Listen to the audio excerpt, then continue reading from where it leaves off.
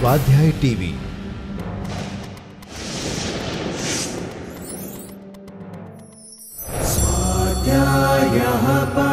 Doctor Baba Saheb Ambedkar open university.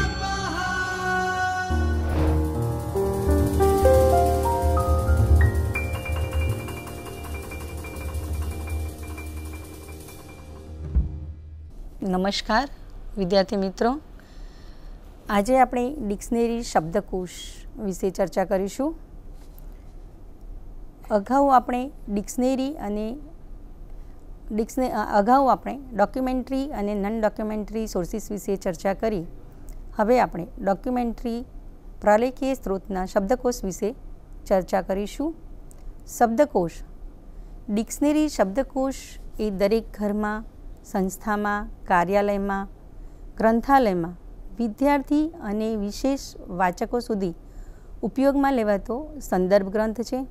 તેની પરિભાષા જોઈએ તો મૂળ અંગ્રેજી શબ્દ ડિક્શનરીનો પર્યાય શબ્દકોશ છે। તે લેટિન ભાષાના પદ ડિક્શનેરિયમ પરથી આવ્યો છે। સામાન્ય રીતે ડિક્શન પદનું વિસ્તૃત સ્વરૂપ, જેનો અર્થ થાય વ્યક્ત કરવાની રીત, એ મોડેલ ઓફ એક્સપ્રેશન। શબ્દકોશનો સામાન્ય અર્થ જોઈએ તો ભાષાના શબ્દોનો ભંડાર કે ખજાનો।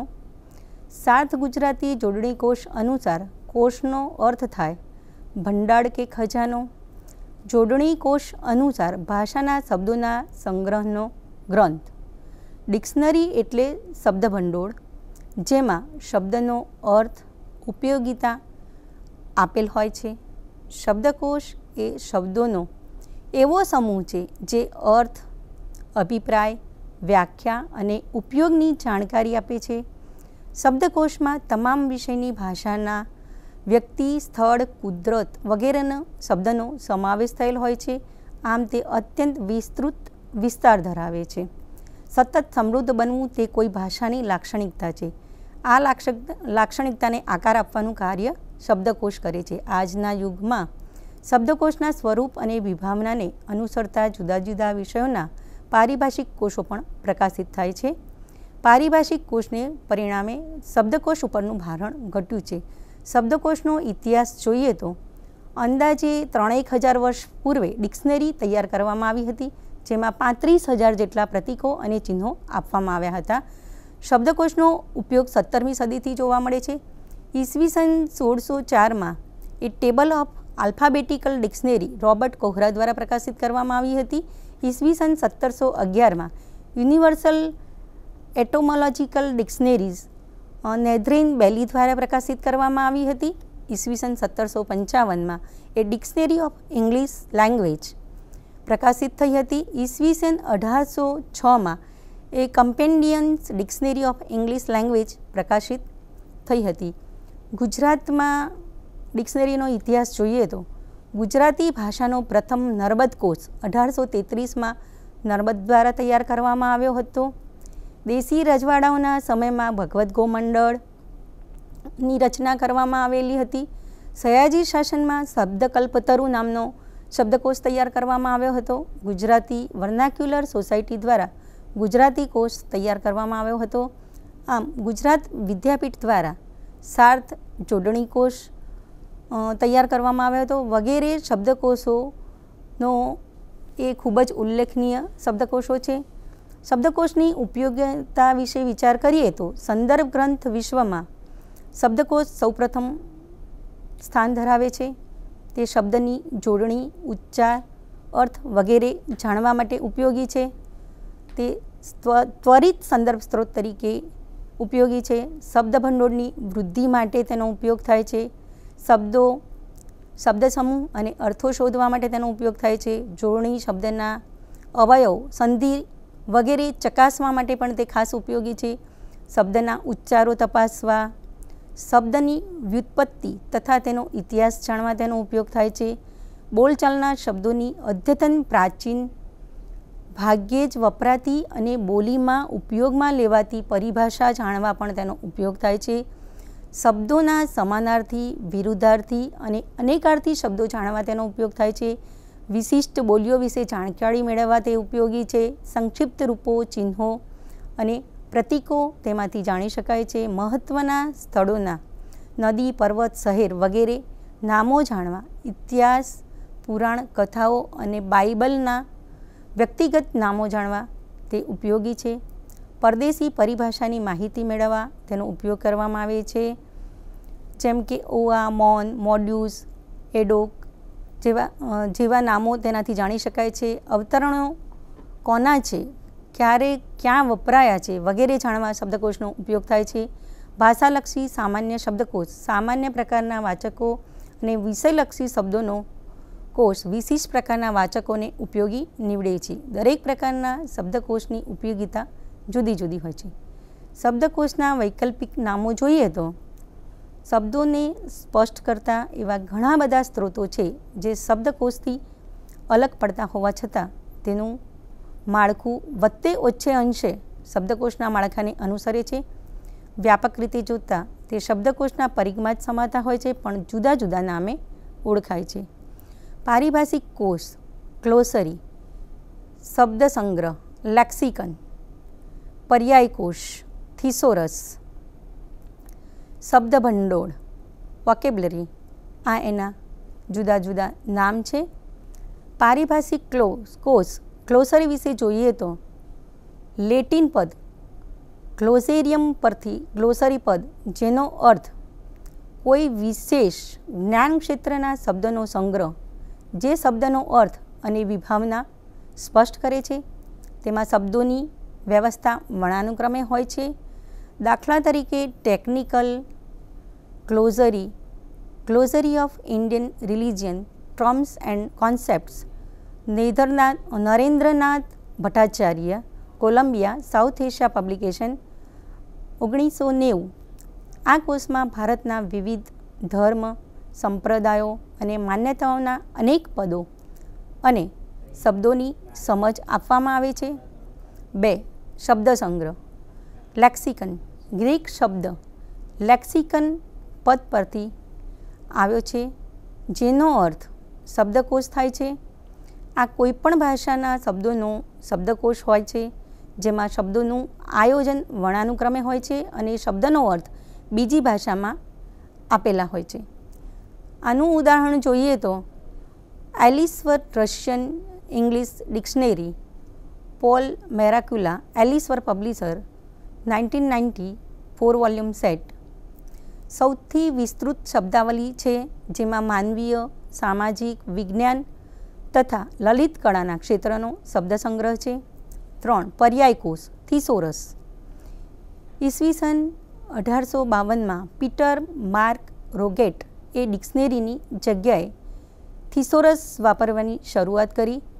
થિસોરસ મૂળ ગ્રીક ભાષાનો શબ્દ છે, જેનો અર્થ સંગ્રહ કે સંગ્રહાલય થાય. હાલ આનો ઉપયોગ અલગ અલગ અર્થમાં કરવામાં આવે છે. આ પર્યાય કોષમાં શબ્દોની ગોઠવણી વિચારો મુજબ કરવામાં આવેલી હોય છે. પ્રથમ ભાગમાં એક જ શબ્દ અંતર્ગત એવા દરેક પર્યાયવાચી શબ્દો જેઓ ભિન્ન ભિન્ન વ્યાકરણના સ્વરૂપોમાં અને ભિન્ન ભિન્ન અર્થના હોય છે, જેને એકસાથે વ્યવસ્થિત કરી દેવામાં આવે છે. બીજા ભાગમાં વર્ણાનુક્રમે શબ્દોની યાદી આપવામાં આવે છે, પરંતુ શબ્દનો અર્થ આપવાને બદલે એમાં પ્રથમ ભાગમાં નોંધ ક્રમાંક આપવામાં આવે છે.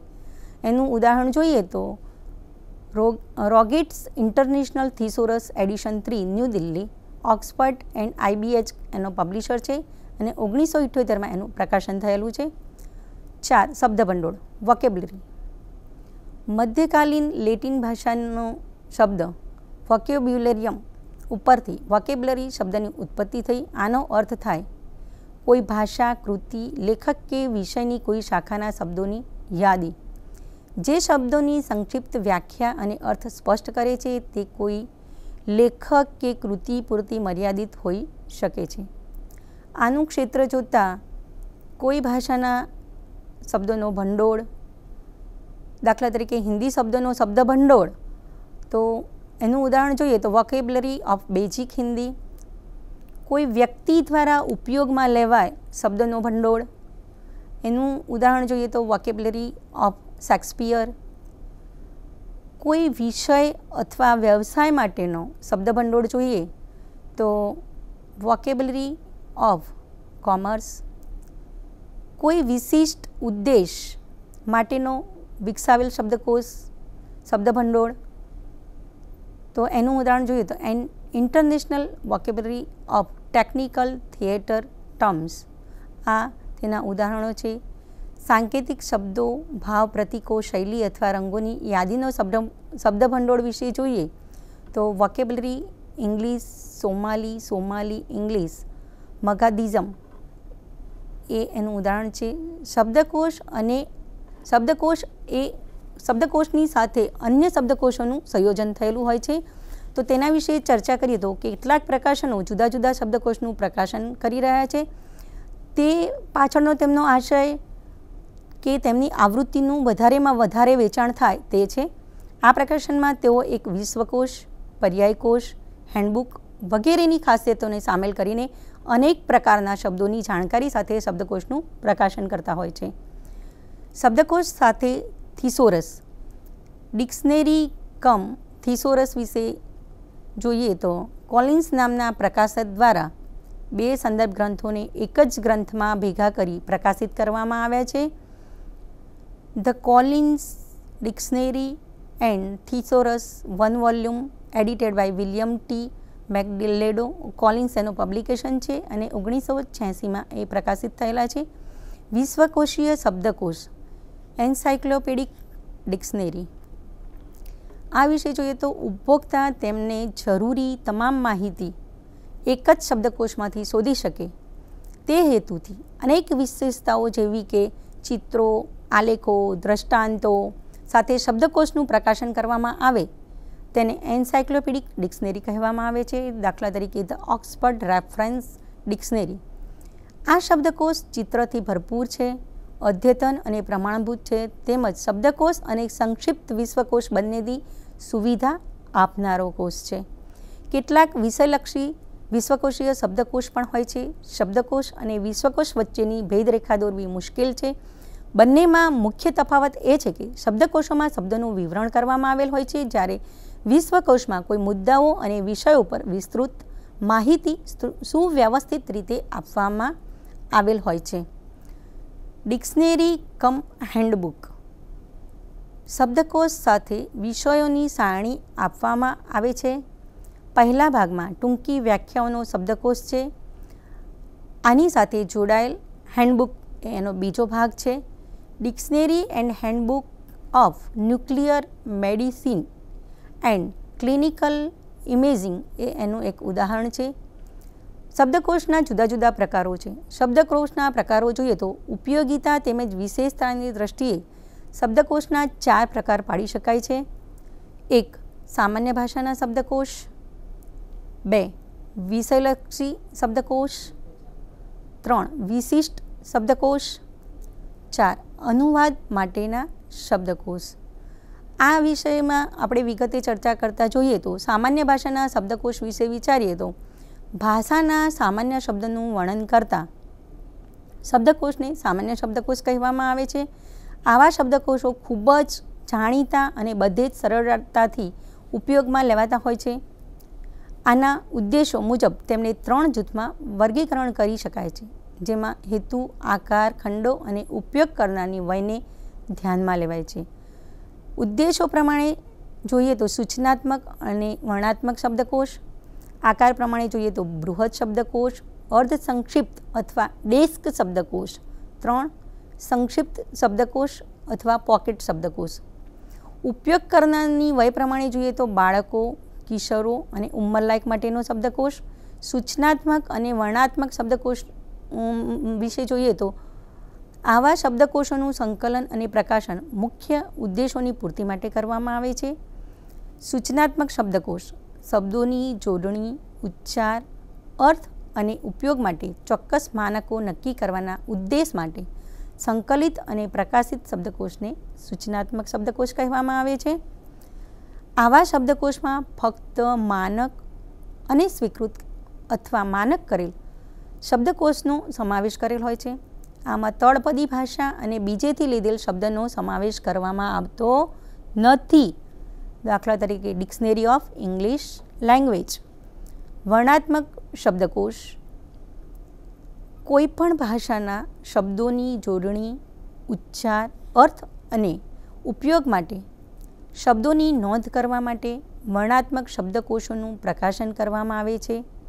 આ શબ્દકોશમાં સંકલન સમય સુધી માન્ય અને સ્વીકાર થયેલા હોય એવા શબ્દોનો સમાવેશ કરવામાં આવે છે. સમકાલીન સાહિત્યના સ્ત્રોતોમાં જેવા કે લોકપ્રિય સાહિત્ય, ટેકનિકલ સામયિકો, મેગેઝિનો અને સમાચાર પત્રોમાંથી શબ્દો ભેગા કરી લેવામાં આવે છે. ઉદાહરણ જોઈએ તો ઓક્સફર્ડ ઇંગ્લિશ ડિક્શનરી. આકાર પ્રમાણે આકાર, ખંડો તથા કોઈપણ ઉંમરના વાચકોના ઉપયોગની દ્રષ્ટિથી જોતા બૃહદ શબ્દકોશ Webster third new international dictionary of the English language 1981, desk શબ્દકોશ ન્યૂ ટ્રોટર ઓક્સફર્ડ ઇંગ્લિશ ડિક્શનરી, પોકેટ શબ્દકોશ pocket Oxford dictionary of current English. બાળકો માટેનો શબ્દકોશ Webster new secondary school dictionary. ઉપયોગ કરનારની વય પ્રમાણે વયસ્કો માટેનો શબ્દકોશ જોઈએ તો હિન્દી શબ્દસાગર, બાળકો માટે pocket Oxford dictionary of current English, કિશોરો માટે Webster third new international dictionary of English languages 1981 એ તેના ઉદાહરણો છે. આજકાલ શબ્દકોશને સરળ, માહિતીપ્રદ અને ઉપયોગ કરવામાં સરળ રહે તે મુજબ સંકલિત અને પ્રકાશિત કરવાનો પ્રયત્ન કરવામાં આવે છે. વિશિષ્ટ શબ્દકોશો. વિશિષ્ટ શબ્દકોશો વિશે વિચારીએ તો કોઈ વિશેષ ઉદ્દેશ અથવા કોઈ ભાષાના પાસાઓને ધ્યાનમાં રાખી જે શબ્દકોશ સંકલિત અને પ્રકાશિત કરવામાં આવે છે તેને વિશિષ્ટ શબ્દકોશ કહેવામાં આવે છે. તેને 3 ભાગમાં વિભાજિત કરવામાં આવે છે. 1. ભાષાશાસ્ત્રના વિશિષ્ટ શબ્દો પર આધારિત શબ્દકોશ. 2. શબ્દોના વિશેષ પ્રકાર અથવા વર્ગ ઉપર આધારિત શબ્દકોશ. 3. સાહિત્યિક પાસાઓ અને વિશિષ્ટ વ્યક્તિઓના સમૂહને સંબંધિત શબ્દકોશ. ભાષાશાસ્ત્રના વિશિષ્ટ શબ્દો પર આધારિત શબ્દકોશ વિશે વિસ્તૃત રીતે જોઈએ તો અથવા વિચારીએ તો આ શબ્દકોશ જુદા જુદા વિભાગોમાં વિભાજિત થાય છે. એક વિરામચિહ્ન કોશ. તો ભાષાના લેખિત સ્વરૂપમાં વિરામચિહ્ન ખૂબ જ મહત્ત્વના હોય છે. ભાષા સમજવા અને યોગ્ય તથા સાચી રીતે વાંચવા, લખવા અને છાપવામાં ઉપયોગ લેવાતા શબ્દકોશને વિરામચિહ્ન કોશ કહેવામાં આવે છે. ઉદાહરણ જોઈએ તો you have a point there, a guide to punctuation and its allies. ઉચ્ચારણ શબ્દકોશ. શબ્દોના શુદ્ધ અને સરળ ઉચ્ચારણને સમજવા અને બોલવા માટે તૈયાર થતા શબ્દકોશને ઉચ્ચારણ શબ્દકોશ કહેવાય છે. દાખલા તરીકે ઇંગ્લિશ પ્રોનાઉન્સિંગ ડિક્શનરી. જોડણી કોશ. જેની જોડણી મુશ્કેલ હોય તેવા શબ્દોને અગ્રિમતા આપવામાં આવે છે. જોડણી ઉચ્ચારણની માફક ન હોય તે ઉચ્ચારણોથી જુદી હોય, જેની જોડણી અને ઉચ્ચારણ વચ્ચે તફાવત હોય તેવા મોટાભાગના શબ્દોનો સમાવેશ આમાં કરવામાં આવે છે. દાખલા તરીકે ડિક્શનરી ઓફ સ્પેલિંગ્સ. સમાનાર્થી અને વિરુદ્ધાર્થી શબ્દનો શબ્દકોશ. સમાનાર્થી અને વિરુદ્ધાર્થી શબ્દો માટે અનેક કોષો છે. સામાન્ય શબ્દકોશમાં પણ સમાનાર્થી અને વિરુદ્ધાર્થી શબ્દોનો સમાવેશ કરેલ હોય છે. સમાનાર્થી શબ્દો માટે થિસોરસ જાણીતો શબ્દકોશ છે. આ કોષ ક્રોસવર્ડ પઝલના ઉત્સાહી લોકો માટે શબ્દભંડોળનું જ્ઞાન વધારવા માટે ઉપયોગી છે. આ શબ્દનો ઉપયોગ કાળજીપૂર્વક અને વિવિધ અર્થો માટે બીજા શબ્દકોશ દ્વારા ચકાસણી માટે કરવામાં આવે છે. દાખલા તરીકે હિન્દી પર્યાયવાચી કોશ. પ્રયોગ શબ્દકોશ. વ્યાકરણ, વાક્યરચના, શૈલી, મુહાવરાઓ તથા યોગ્ય શબ્દોના પ્રયોગને સંબંધિત નિયમોની વિસ્તૃત વ્યાખ્યા, લખાણની ખામીઓ અને ભાષણની ચર્ચા કરતા શબ્દકોશને પ્રયોગ શબ્દકોશ કહેવામાં આવે છે. ઉદાહરણમાં a dictionary of modern English usages. વ્યુત્પત્તિ અને ઐતિહાસિક શબ્દકોશ. શબ્દોનો ઇતિહાસ, તેનો વિકાસ અને ઉત્પત્તિ તથા કોઈ ભાષામાં તેનો વિકાસ વગેરેની ચર્ચા કરતા શબ્દકોશને વ્યુત્પત્તિ અને ઐતિહાસિક શબ્દકોશ કહેવાય છે. શબ્દોના અર્થ અને પ્રયોગોમાં જુદા જુદા સમયે થયેલ પરિવર્તિત તથા કેટલાક પાસાને વ્યક્ત કરવા માટે ઉપયોગમાં લેવાતા વિદેશી શબ્દો અને લોકોની ભાષા, સભ્યતા અને સંસ્કૃતિનો ઇતિહાસ પણ તેમાં જોવા મળે છે. દાખલા તરીકે the concise Oxford dictionary of English etymology આ એનું એક ઉદાહરણ છે. શબ્દોના વિશિષ્ટ પ્રકાર અથવા વર્ગો પર આધારિત શબ્દકોશ વિશે ચર્ચા કરીએ તો આવા શબ્દકોશો સામાન્ય શબ્દોમાં સમાવિષ્ટ હોય પણ ખરા અને ન પણ હોય આ શબ્દકોશના અનેક પ્રકાર છે. જોઈએ તો એક તળપદી ભાષાનો શબ્દકોશ. રોજબરોજના વાર્તાલાપમાં ઉપયોગમાં લેવાતા ઔપચારિક રીતે અયોગ્ય ઉચ્ચ પ્રકારના લખાણમાં ન લેવાતા શબ્દોને તળપદી શબ્દો કહેવાય છે. તળપદી ભાષાના શબ્દોને શબ્દકોશમાં સમાવેશ ન કરવાની પુરાણી રીત હવે ઝડપથી બદલાઈ રહી છે, જેમાં માત્ર તળપદી ભાષાના શબ્દોનો સમાવેશ હોય. શબ્દોની પરિભાષા, ઉદાહરણો અને અવતરણો અને ઉત્પત્તિ સંબંધિત વિસ્તૃત માહિતી આપવામાં આવી હોય તેવા શબ્દકોશને તળપદી ભાષાનો શબ્દકોશ કહેવામાં આવે છે. દાખલા તરીકે ઓક્સફર્ડ ડિક્શનરી ઓફ મોડર્ન સ્લેંગ્સ. અપ્રચલિત શબ્દનો શબ્દકોશ. એવા શબ્દો કે જેનો પહેલાં પ્રયોગ કરવામાં આવતો હતો પણ વર્તમાનમાં પ્રયોગ થતો ન હોય, અપ્રચલિત કે કાળગ્રસ્ત થઈ ગયા હોય, આધુનિક અંગ્રેજી શબ્દકોશમાં એનો સમાવેશ કરવામાં આવતો ન હોય તેવા શબ્દોનું સંકલન કરીને પ્રકાશિત કરવામાં આવતા શબ્દકોશને અપ્રચલિત શબ્દકોશ કહેવામાં આવે છે. આ શબ્દકોશ દ્વારા અંગ્રેજી સાહિત્ય, કોઈ સમય, ભાષા અને સાહિત્યિક પ્રવૃત્તિની જાણકારી મેળવવા શિક્ષકો અને વિદ્યાર્થીઓને ખૂબ જ ઉપયોગી છે. ડિક્શનરી ઓફ અર્લી ઇંગ્લિશ એ તેનું ઉદાહરણ છે. પ્રાદેશિક બોલીના શબ્દકોશ. પ્રાદેશિક ક્ષેત્રમાં વિશેષ રીતે બોલાતી ભાષા, શબ્દો, વાક્યશૈલી અને ઉચ્ચારો સામાન્ય બોલીથી જુદા હોય છે, જે પ્રાદેશિક ભાષાના શબ્દો સંબંધિત હોય અને પ્રાદેશિક બોલીના શબ્દકોશ કહેવાય છે. અમેરિકન ડાયલેક્ટ ડિક્શનરી એ તેનું એક ઉદાહરણ છે. નવા શબ્દનો શબ્દકોશ. જૂના શબ્દકોશમાં ઉપલબ્ધ ન હોય તેવા નવા શબ્દો અને તેનો અર્થ કે જેનો સમાવેશ શબ્દકોશમાં કરવાનો બાકી છે, તેનો સમાવેશ કરી પ્રકાશિત થતા કોશને નવા શબ્દનો શબ્દકોશ કહેવાય છે. પરહન્ટ ડિક્શનરી કમ્પેનિયન 1982 એ એનું એક ઉદાહરણ છે.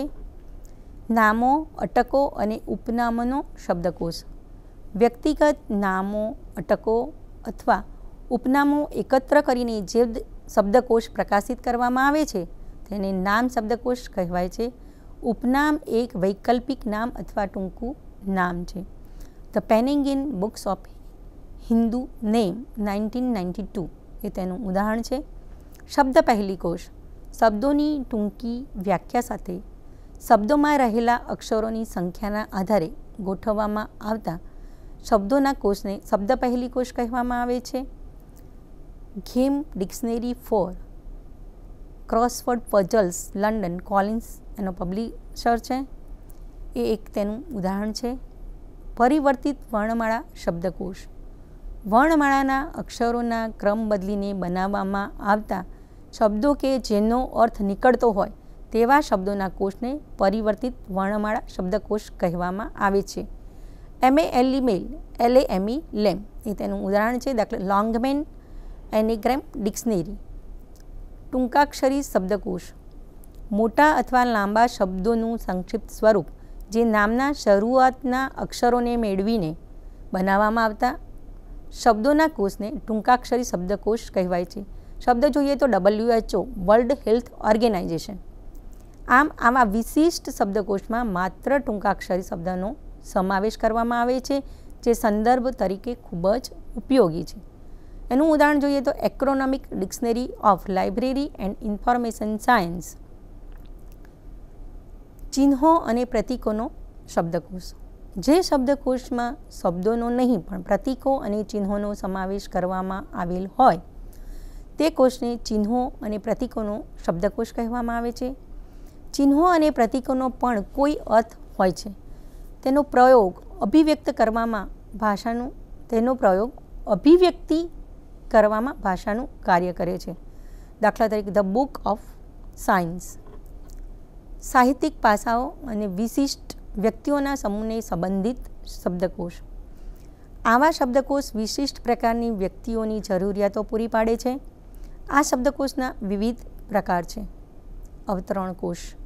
કોઈ વિદ્વાન કે મેધાવી વ્યક્તિત્વ ધરાવતી વ્યક્તિ દ્વારા લખેલ અથવા વ્યાખ્યાન સમયે કરેલ અથવા કોઈ વિશેષ પ્રકારના સંબંધિત વચન આપેલ હોય તેના શબ્દોના સમૂહને અવતરણ કોશ કહેવાય છે. કોઈ અવતરણની ચકાસણી કરવા તથા કોઈ વિશેષ પ્રસંગ માટે કોઈ વિશેષ વિષય પર કોઈ વિશેષ લેખકના અવતરણો નોંધે છે. દાખલા તરીકે ઓક્સફર્ડ ડિક્શનરી ઓફ કોટેશન્સ.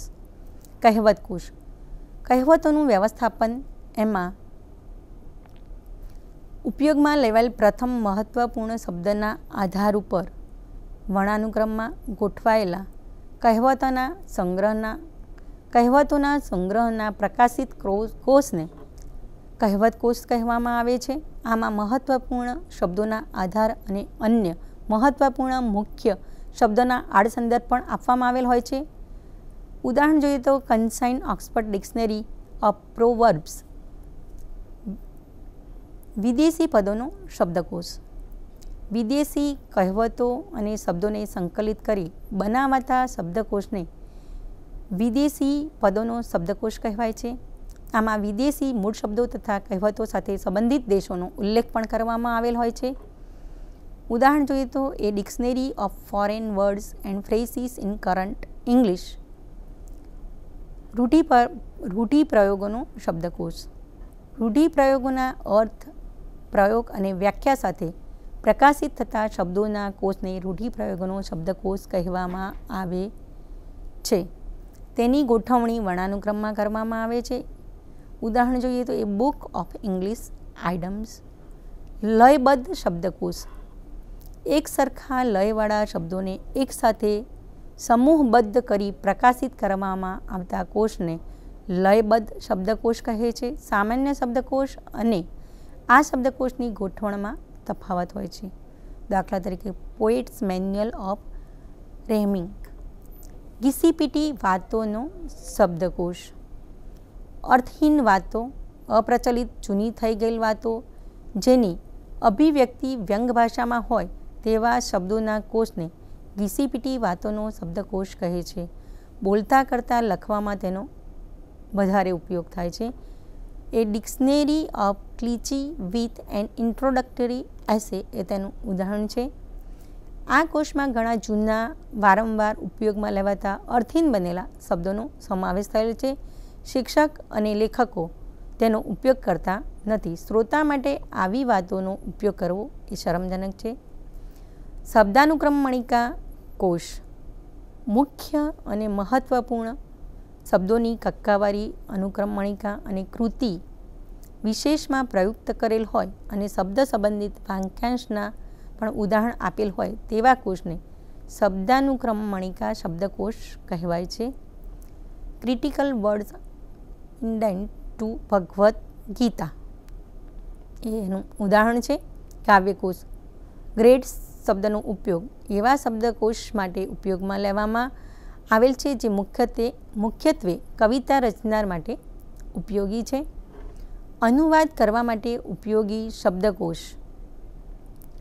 કોઈ એક ભાષામાંથી બીજી ભાષામાં શબ્દોના અર્થ પ્રદાન કરનાર શબ્દકોશને દ્વિભાષી અથવા બહુભાષી શબ્દકોશ કહેવાય છે. આવા શબ્દકોશનો ઉપયોગ અનુવાદ કરવા માટે થાય છે. દ્વિભાષી શબ્દકોશ વિશે જોઈએ તો કોઈ એક ભાષાના શબ્દોના અર્થ અન્ય એક ભાષામાં આપેલા હોય, બીજી ભાષાને શીખવા તથા તેનું જ્ઞાન મેળવવા માટે ખાસ આવા શબ્દકોશ તૈયાર કરવામાં આવે છે. આવા શબ્દકોશ જુદા જુદા આકારમાં મળે છે. ઇંગ્લિશ ગુજરાતી ડિક્શનરી એ તેનું ઉદાહરણ છે. બહુભાષી શબ્દકોશ મૂળ ભાષાના શબ્દો માટે અન્ય 3 અથવા 3થી વધારે ભાષાઓના શબ્દો આપવામાં આવેલા હોય તેવા શબ્દકોશને બહુભાષી શબ્દકોશ કહેવાય છે. મુખ્ય ભાષાની કક્કાવારી પ્રમાણે તેની ગોઠવણ કરેલ હોય છે. ઉદાહરણ જોઈએ તો ઇંગ્લિશ, ગુજરાતી, હિન્દી, મરાઠી ડિક્શનરી એ તેનું ઉદાહરણ છે.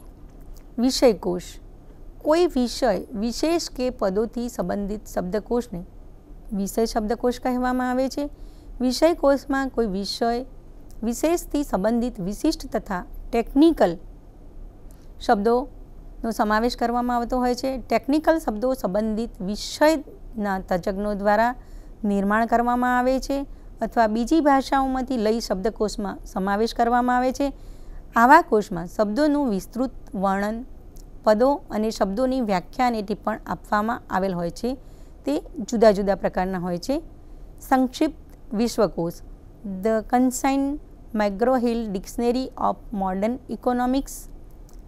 એકભાષીય શબ્દકોશ એનું ઉદાહરણ જોઈએ તો પુસ્તકાલય વિજ્ઞાન પારિભાષિક કોશ.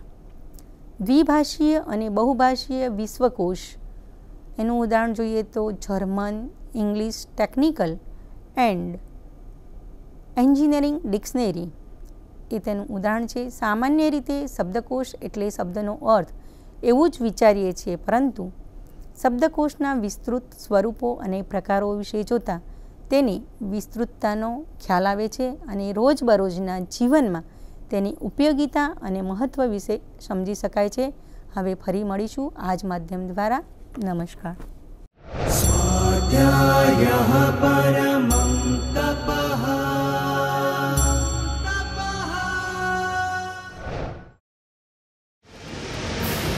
સ્વાધ્યાય ટીવી